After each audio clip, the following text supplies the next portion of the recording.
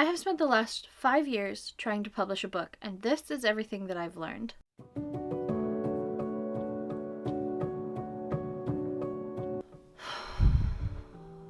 I am genuinely nervous about this video. I am like, you know that feeling you get in your chest when something's so important to you and you really want it to do well and you have no idea if it will?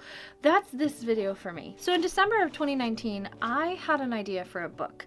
And if you know me or you have been following me on the internet for a little while, you will know that I like to write. I am a writer. That is what I consider myself, though I am also a content creator. At the core of all of my life decisions has been my writing. It has been my dream and my goal in life to become a published author one day. So, for the last 5 years, I've been writing a book. And I want to talk about everything that I've learned, everything that I regret, and where this book is going now. To share about my writing journey, I think we first should dig into who I am as a writer.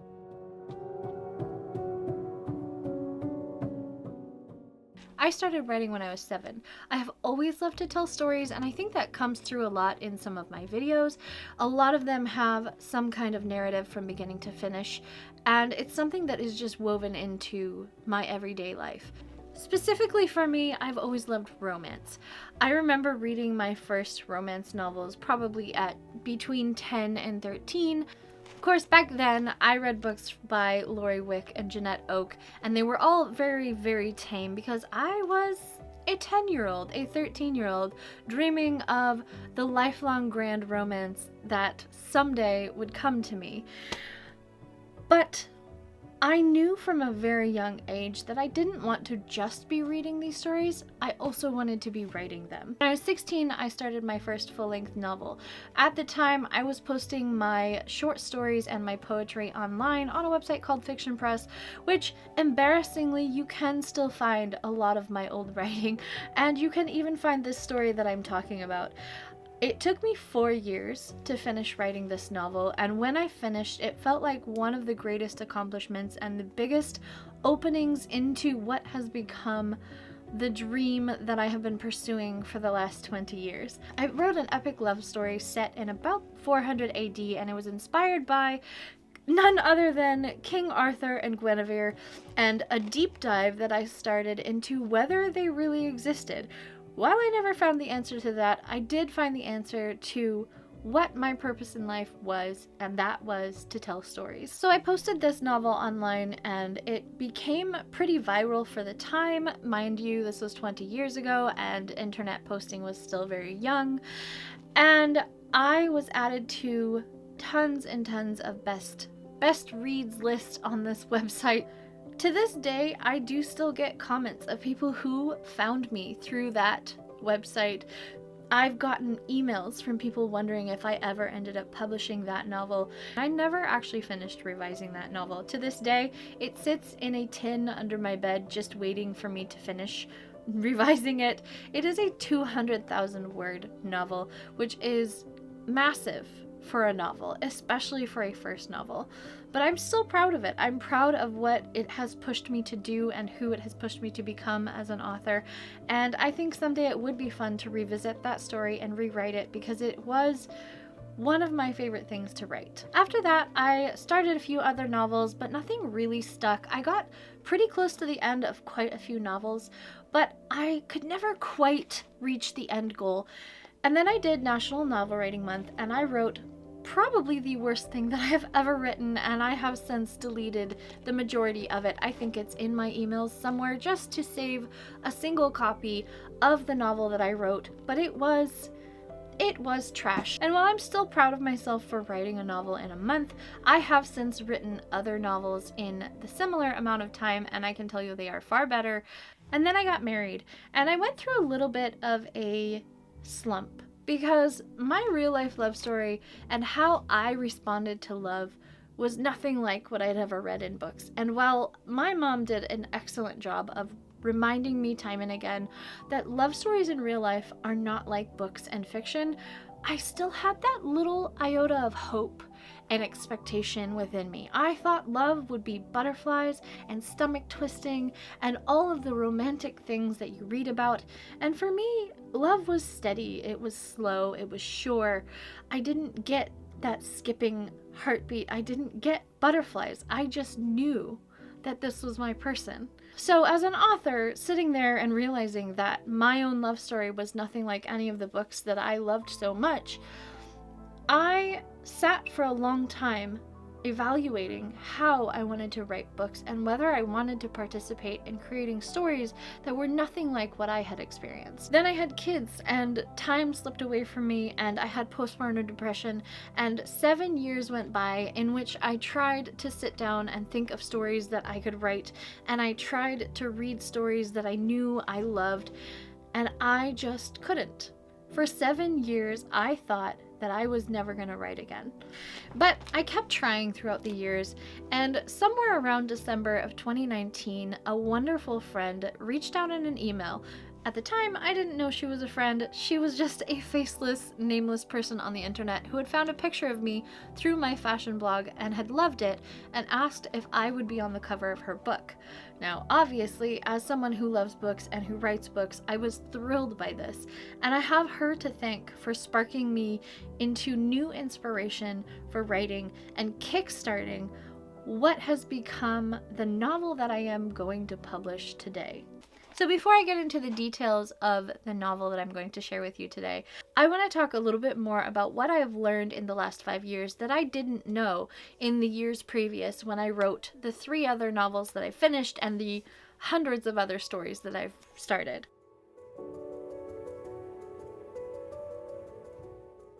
I think that some of the things I have learned are very essential to writing a story from start to finish. Before I get into this, I want to share something that I saw one of my favorite literary agents say on Twitter, and that is, if you have written a novel or if you are writing a story, you are already an author.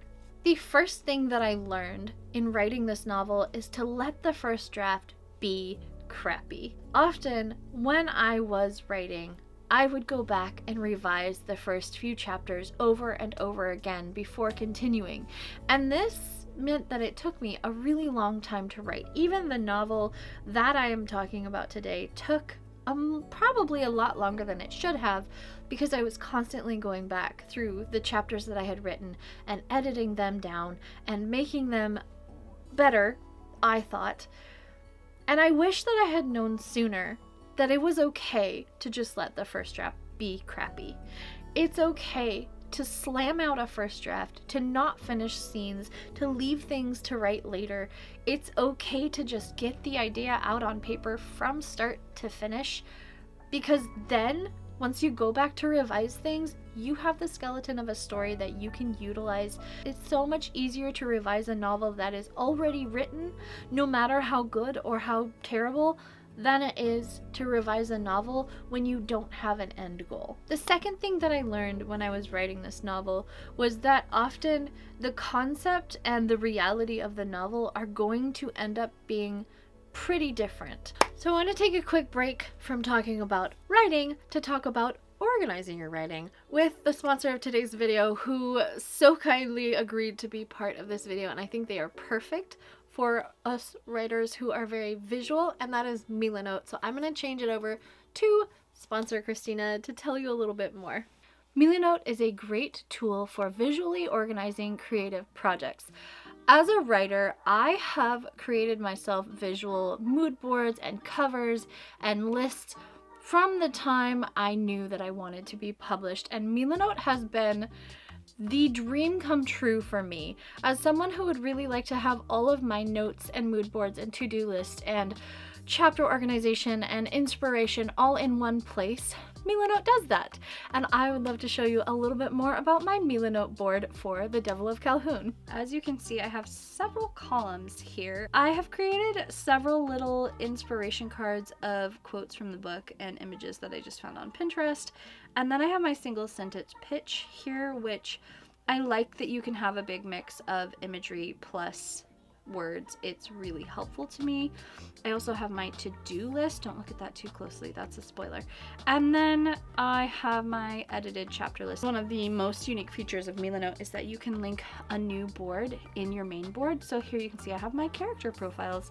I have my main characteristics here, and then all the little things about her. If we go out, we also have the main love interest mood board. And then you can also create a linked mood board. And here I want to just show you how you add things in. So once you import an image, you can drag it to where you want it. You can also resize the imagery. And then of course I want it to be in the back, so we sent it to the back. One of my other favorite little things about this is the color cards. So right here you can see the color that you can add, and I think I'm gonna pull it over here. And then you want to choose a color based on your image. It's very easy to just click, and there you go. Now we have a little color imagery card over here. And then when you're finished, you can either invite people through email, or you can just create a link to either invite editors, people who you want to have access to the board, or just for friends if you want them to see all of your work. Having this whole visual thing there with me, whether I'm on the go and it's on the phone app, which you can also get and it's free, or whether I'm on my computer and I just need to click in and get to something really quickly, has been a lifesaver. So go ahead and click on the link below. It is completely free to use, so no cost to you to check out the creative processes you can visually organized through Milanote. There are plenty of templates to get you going. I have been using the character card templates so that I know exactly what I want to write down about my characters, and that is supremely helpful.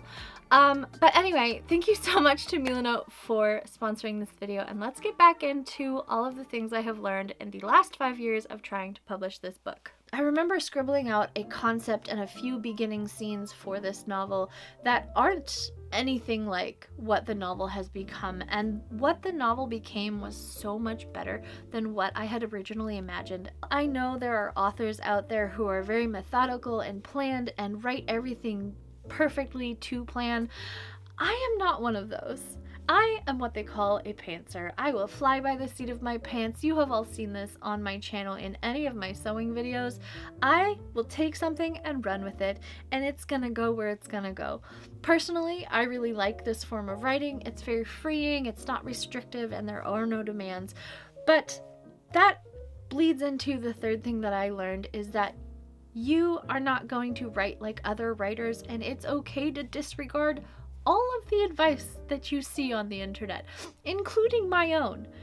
When you're writing your first draft, I think the only rule that you should ever have is to let it be crappy. I think you should ignore all of the rules and just write what you want to write.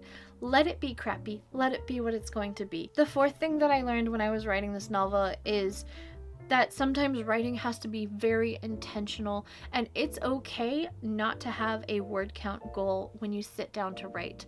The most important thing that I found as a mother of 5 kids and a homemaker and someone who works from home creating content was that I have to be very intentional about setting daily goals to sit. Not to write, but to sit with my novel and to look at it and to try to write it. Even if all I do is type out one word or go through previous chapters and maybe expand on ideas that I hadn't fleshed out yet, that is considered a win, and I am always happy to sit down every day and write.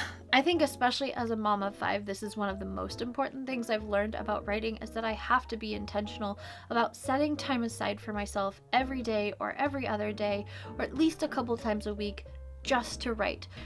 The final thing that I learned when I was writing this book is that it's okay to write without doing every bit of research that you could possibly do beforehand.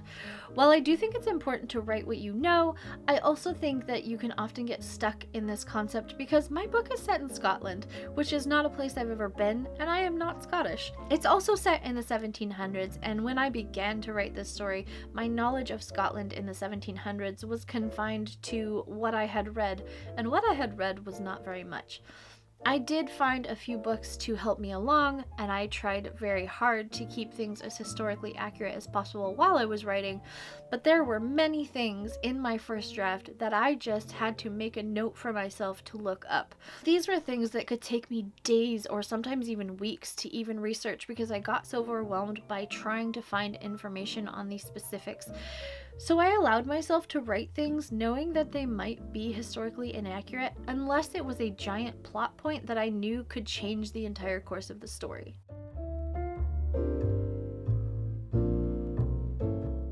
It took me 3 years to write this novel, partially because I'm a mom, partially because I am very picky about historical accuracy, and partially because I spent at least a year just revising the novel once I had written it. I got a few beta readers, and I also had someone proofread it for me, just to make sure that I was getting as many mistakes out of the novel as I could. And this is when I started looking into getting an agent. When I started looking into getting an agent, I discovered that there was a whole new world of things that I needed to learn. The first thing I discovered is that I would need to write a letter, a query letter.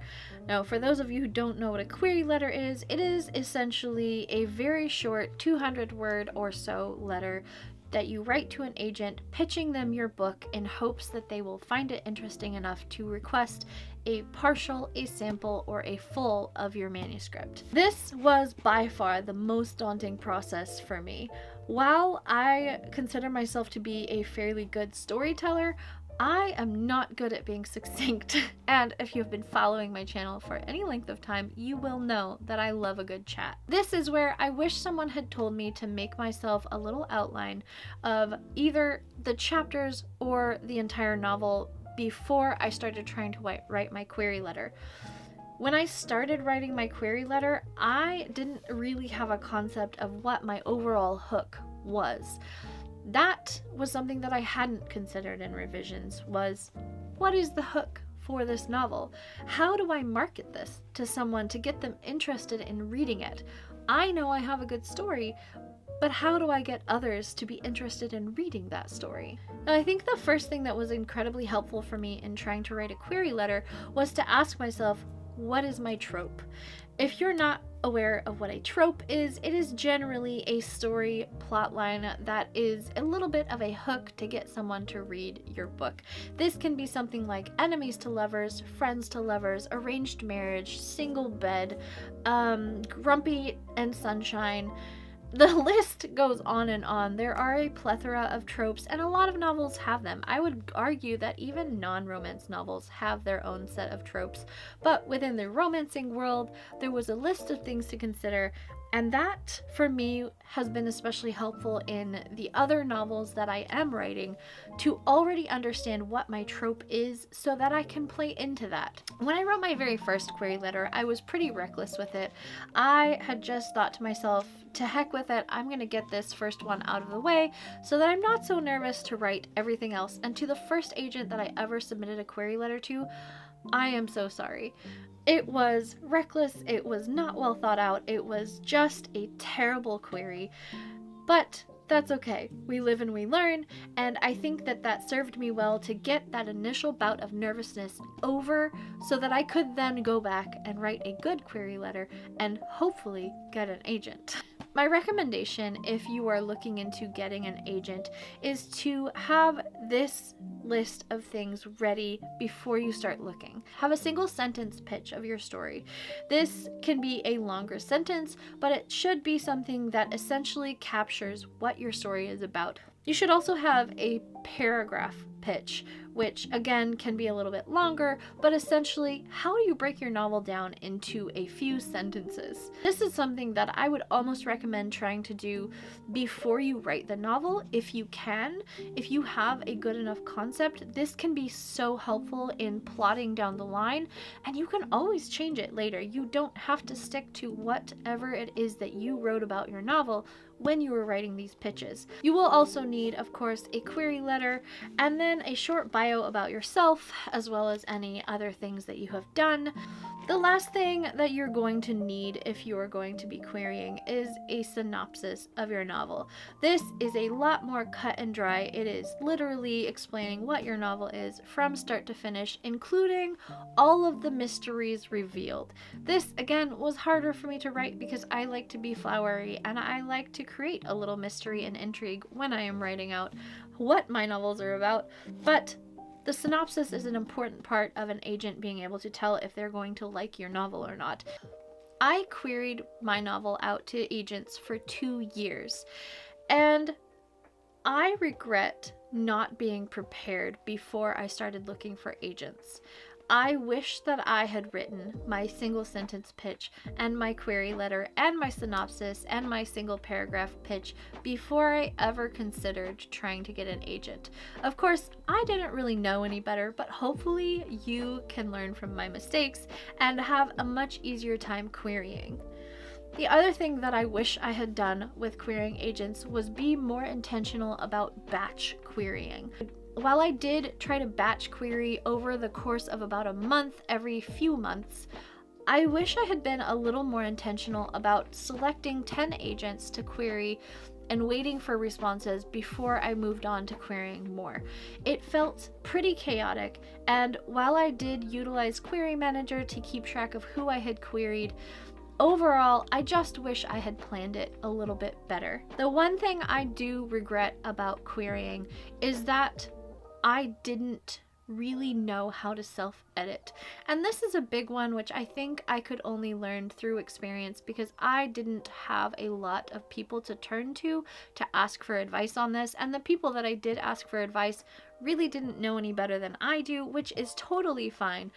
The people that I asked for advice with writing are very knowledgeable in the areas that they are knowledgeable on, and I am always very thankful for their advice. But there are things that agents told me that I wish I had known before I queried and before I sent my novel out in full. That moves us into what I wish I had known about revising a novel. And this is where I am right now.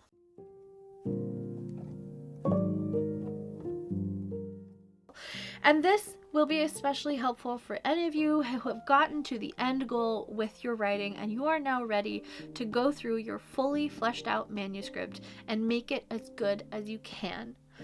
Now, the first thing about revising is maybe something that many of you already know, and that is to get rid of crutch words. These are words like that and so and just and any sort of filler word that is not necessary. The majority of traditional publishers, especially if you are a breakout novelist, will have a word count limit, and if you exceed that word count limit, a lot of agents are far less likely to even request a full manuscript. This is in part because a lot of authors don't know how to correctly and efficiently self-edit, myself included, and can have overtly wordy novels that maybe don't have the greatest sentence structure or have too many crutch words. Now, I did edit out the crutch words that I knew about, such as that and so then and then and just. But the crutch words I didn't know about were adverbs ending in ly. And this is where one of my favorite agents sent me the self-editing document that she would send her clients and told me specifically what she was looking for if I were to revise the novel according to her advice. This is my novel, and I am currently this far through. And I am currently about halfway through revising. The second thing this particular agent told me was that while she liked the story and the premise in my writing, I needed to also edit my filtering. If you don't know what filtering is, because I certainly didn't, it is where you insert yourself as the writer to tell a reader what the character is doing, rather than letting the reader discover that for themselves. Examples of filtering are using words like thought, saw, heard, smelled, the five senses, and many thinking type words. After I was told that I needed to work on my filtering, I began to notice it all over my novel. I marked my filtering in green, and as I flipped through these pages, there is so much green marking. I used so many filtering words like she felt, she thought, she heard, she saw, instead of simply describing what was going on and letting the reader discover those things for themselves. I wish I had known about this before I started trying to get an agent. This, by far, was the most helpful advice that I got in revising my novel, and it has fully transformed this novel into something that I was pretty proud of, but I felt like it needed work, into something that I can fully say, I think this is the best thing that I can possibly put out there. This has been by far the most helpful advice I ever got from an agent, and I am so thankful for her advice and her kindness in telling me what exactly it was that caused her to pass on my novel. She did also leave her pass open-ended and said that if I chose to revise my novel according to her advice, she would love for me to requery her.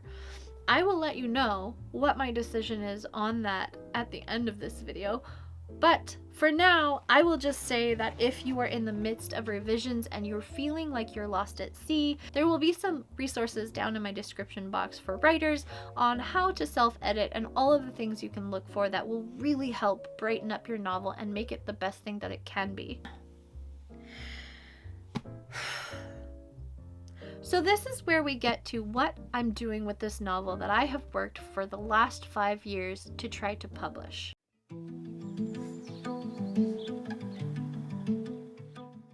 I got my first full request for this novel 3 days after I submitted it to an agent, and I still remember the feeling.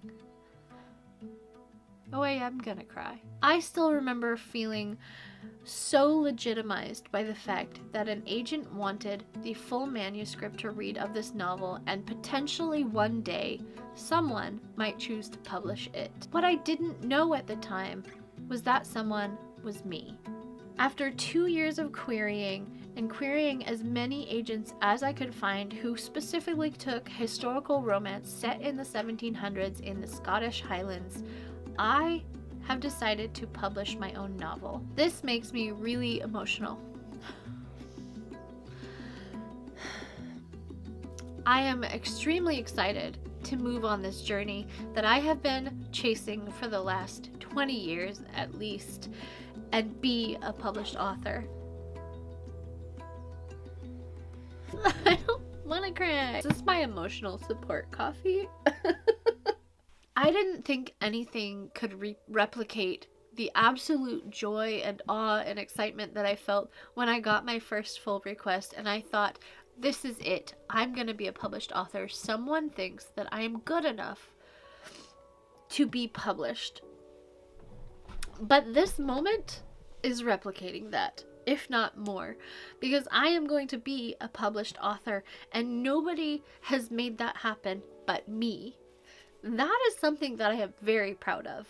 I am currently halfway done revising my novel, The Devil of Calhoun, and I am very excited to announce that I will be publishing this book either in October or November of this year. I have decided to move forward on publishing this novel myself for many reasons. First of all, I am just tired of waiting.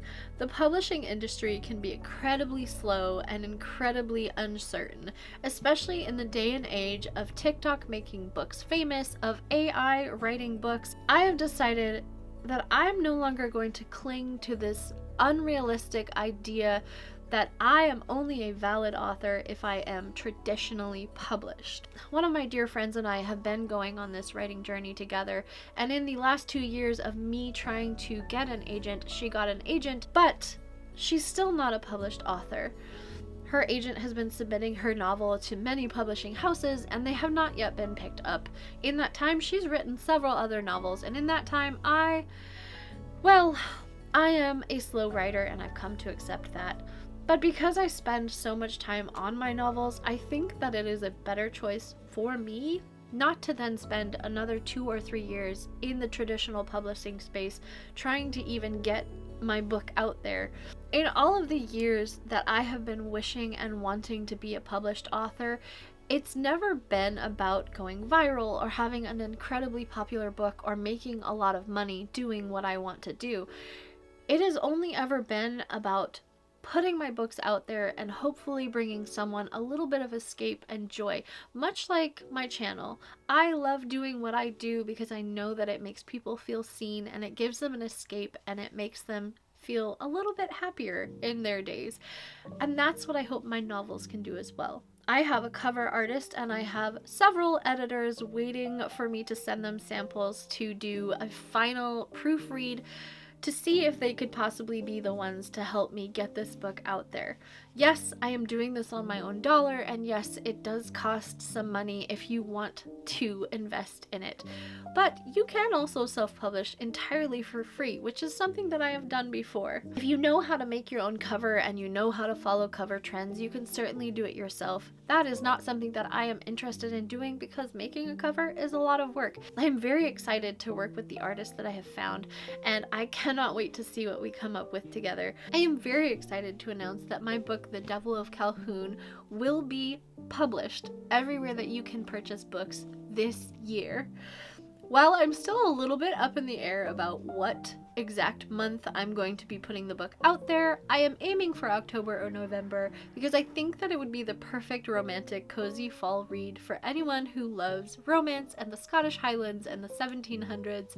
And I can't believe that I'm actually announcing this. It's been a decision that I have been trying to make for the last 5 years, for the last 20 years, if we're honest. I have been debating whether I really wanted to continue pursuing my dream of becoming a traditionally published author, or whether I should just take my fate into my own hands. And I think much like the heroine of my novel, it's time to take fate by the reins and do what I can to make my own dreams happen. And lastly, if you made it through this video and you are interested in being either an ARC reader or a launch party person, feel free to email me. I will be putting my feelers out there for some ARC readers to send books to when the time comes, as well as just having people around the internet help me to launch this book and share that it is published. Thank you once again to Milanote for sponsoring this video. It has been so fun working with them as a visual person to create mood boards and lists and all of the organizational things that I need to do for my novel, and I cannot express how thankful I am that they reached out to me and that they were open to this concept.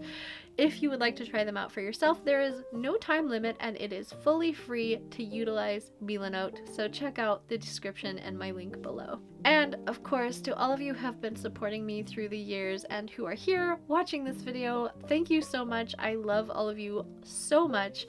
I hope as always that you are feeling safe and loved wherever you are in this world. And until I see you again, have a beautiful day and thank you for watching. Bye!